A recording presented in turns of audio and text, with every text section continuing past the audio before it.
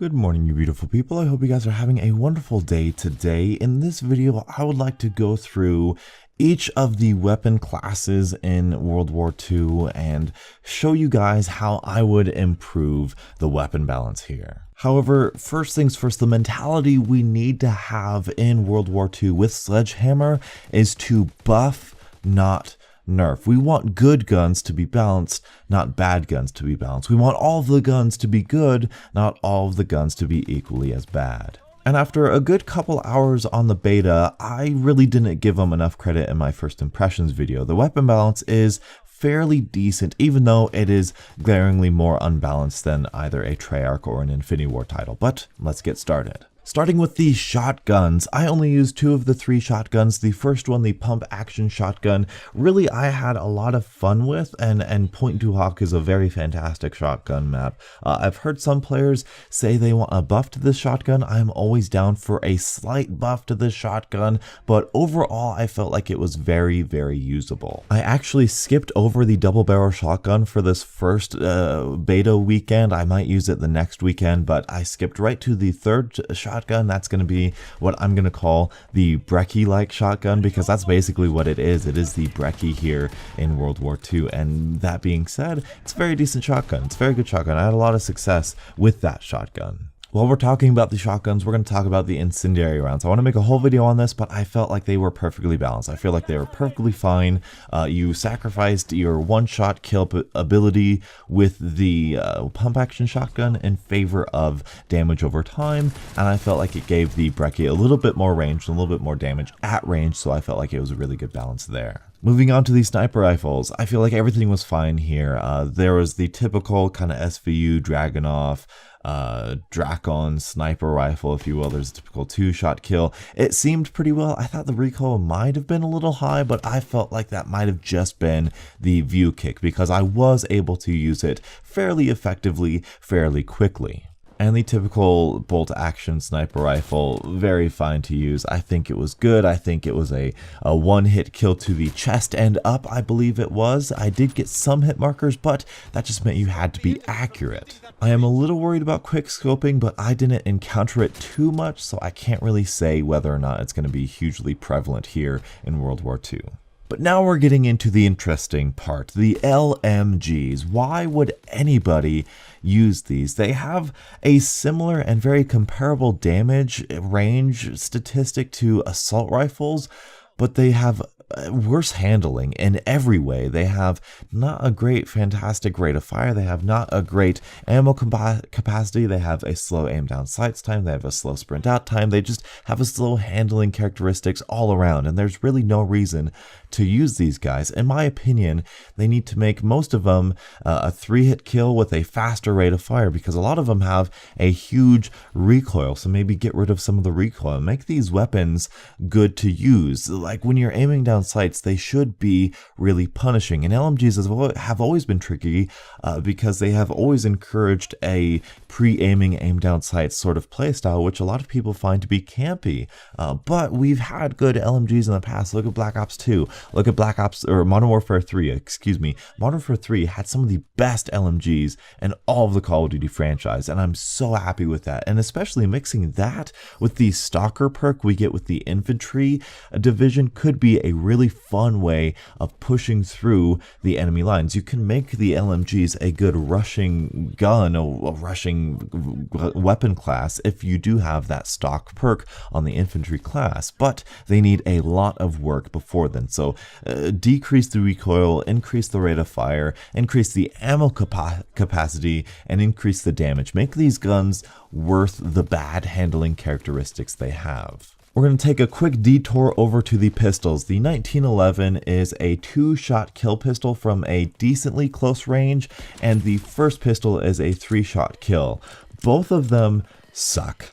Both of them have such a slow rate of fire that your trigger finger, it doesn't matter. My grandmother has a fast enough trigger finger to use these pistols, and that is my one gripe with them. I think if you take that first pistol, you can keep it a 3-shot kill and just increase the rate of fire, increase the time it takes, or give me the ability to spam that trigger a little bit more. It has a small enough clip as it is. I'm probably going to burn through most of my ammo anyway. With the M1911, it feels very, very clunky. Yes, it is a 2-shot kill at some ranges, but the rate of fire is so slow, it's so bad that you just need the slightest increase of rate of fire with that M1911, just the slightest bit. I have nothing wrong with their damage, nothing wrong with their range or their recoil, just increase the rate of fire just a little bit. Moving on to the assault rifle, starting with the M1 Garand. This is a classic weapon, and the M1 Garand, I'm going to say it, is a bad assault rifle.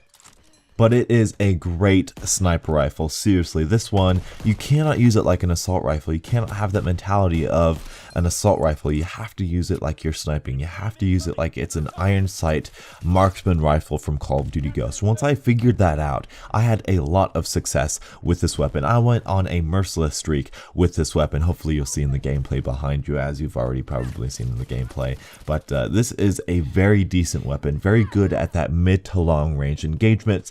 Not so good with that mid to close range engagements. The only thing I will say is I think the kick might be a little too high, but even then I don't think it's that. I think it's the center speed. What I would do is I would decrease the time it takes for the M1 Garand to return to center. I would increase the time of the center speed. That's what I would do with the M1 Garand. Also, I feel like the flinch is just a little bit too high, and that has a huge part in the M1 Garand's kind of playstyle. I feel like the flinch is a little bit too high, but that's a different video for a different day. The STG is the strongest assault rifle for sure, the strongest standard assault rifle, and we need to balance around the STG in my opinion. It has a moderate rate of fire, a low recoil, but it's a 4-shot kill, so it's pretty decent. It's a pretty good gun. I don't feel like it's overpowered. It might be just the slightest bit. You might want to slow down the rate of fire a little bit. I'm not sure, maybe increase the recoil a little bit. I don't know, maybe make it vertical, but if nothing else, don't nerf it. Just keep it as it is, because we need to buff the M1941. That thing has, it's a 4-shot kill with a slightly faster rate of fire, but a lot of more recoil. It is a bad weapon. This one needs to be a 3-shot kill. If you're going to keep the rate of fire, if you're going to keep the recoil, you need to make it a 3-shot kill. That is what would balance this weapon out. This needs to be like your CM901, where it's a lot of recoil and a lot of rate of fire, and it's difficult to control. But if you do control it, you're going to get a faster time to kill. I'm sure on paper it has a faster time to kill because of that faster rate of fire, but when you're actually playing it, it doesn't feel that way. It doesn't work that way. It has a much slower and much more inconsistent time to kill than the STG, and it has less ammo. It only has 25 compared to the STG's 30, so you don't have a lot of ammo. You go through it quickly and you miss a lot of shots. So we need to reward players by giving them that 3-shot kill, in my opinion. And we are going to end it here with what I believe to be the most balanced weapon class of World War II, and that's going to be the SMGs. I thought the grease gun sucked. I apologize, everybody. I said on live stream the grease gun sucked. I used it again, and I got that amazing clip that you're going to see for like the 3rd time right here in the background. The grease gun is amazing, and it is because it is that 3-shot kill. It has a slow rate of fire, it has some recoil to it, but it is that 3-shot kill that M1941 needs. And what I would do even further,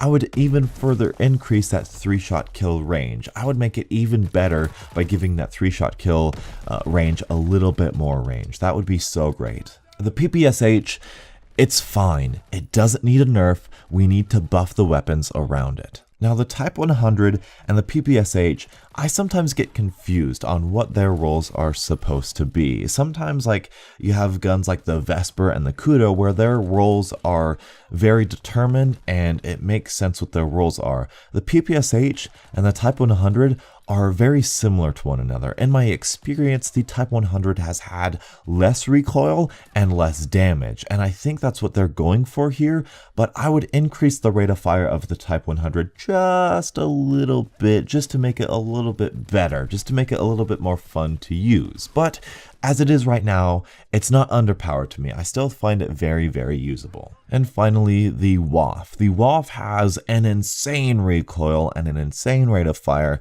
but if you can control it, you do have a great time to kill. I find this one, like the PPSH, is fine, and we should balance the other weapons around this one. In fact, I had the most trouble controlling this recoil, and I had the most trouble ranking this weapon up because of that recoil. But once you get in those close quarter engagements, this thing shreds, and it's really, really good. That rate of fire is great. It's a good SMG. But anyway, that is what I have for the weapon balance here in Call of Duty World War II. Not as bad as I originally thought, but there are some very glaring issues, like the whole pistol category, the whole entire LMG category, and that M1941 assault rifle. Really, really bad. But nothing, like, I need to hammer home that point.